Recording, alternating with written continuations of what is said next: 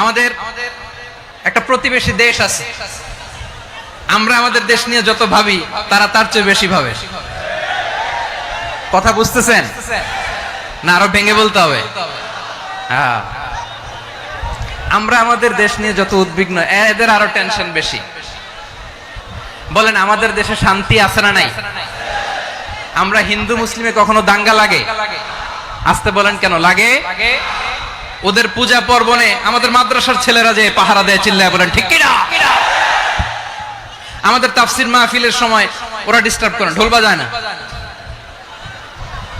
ওদের পূজা পার্বণের সময় আমাদের তাফসির মাহফিলের ডেট হলে আমরা চেঞ্জ করে দেই। সুবহানাল্লাহ, কি সাম্প্রদায়িক সম্প্রীতির রোল মডেল। আর ওই বাংলাদেশের ব্যাপারে তারা অনেক ডিসইনফরমেশন ছড়াচ্ছিল।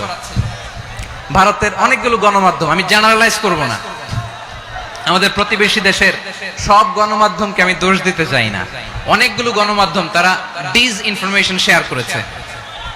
ডিসইনফরমেশন আর মিস ইনফরমেশনের পার্থক্য আছে। মিস ইনফরমেশন না জেনে ভুল বুঝে একটা মিথ্যা বা ভুল তথ্য ছড়িয়ে দেয়া, এটার ক্ষমা আছে।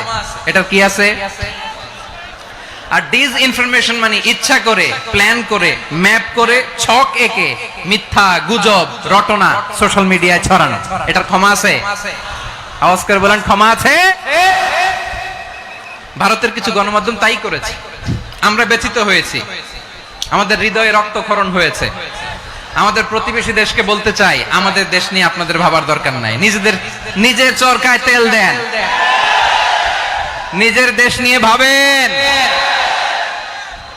গত মাসের ভয়েস অফ আমেরিকার রিপোর্ট, বাংলাদেশে সংখ্যালঘু জনগোষ্ঠী আগের চেয়ে বেশি নিরাপত্তা পাচ্ছে। Report voice of America, Muslim report নাকি? মুসলিম জরিপ, ভয়েস অফ আমেরিকা। কথা বুঝে নাই বোধহয়। ভয়েস অফ আমেরিকা কি আমাদের রিপোর্ট? না, ভয়েস অফ আমেরিকার জরিপ, বাংলাদেশের সংখ্যালঘু জনগোষ্ঠী আগের চেয়ে ভালো নিরাপত্তা পাচ্ছে। শুধু এখানেই শেষ না, মাইক্রোসফটের একটা জরিপ শোনায় আপনাদেরকে। তারা সারা পৃথিবীতে গুজব, ভুয়া আর মিথ্যা নিউজ ছড়ানোতে কোন দেশ সেরা একটা রিপোর্ট করেছে। এর মধ্যে 1 নম্বরে এসেছে ভারতের নাম। মাইক্রোসফট তো মুসলমানরা চালায় না? কথা বোঝে নাই বোধহয়। প্রতিবেশী দেশকে বলবো, আপনারা নিজের চরকায় তেল দেন, আপনারাও শান্তিতে থাকেন, আমাদেরকেও শান্তিতে থাকতে দেন।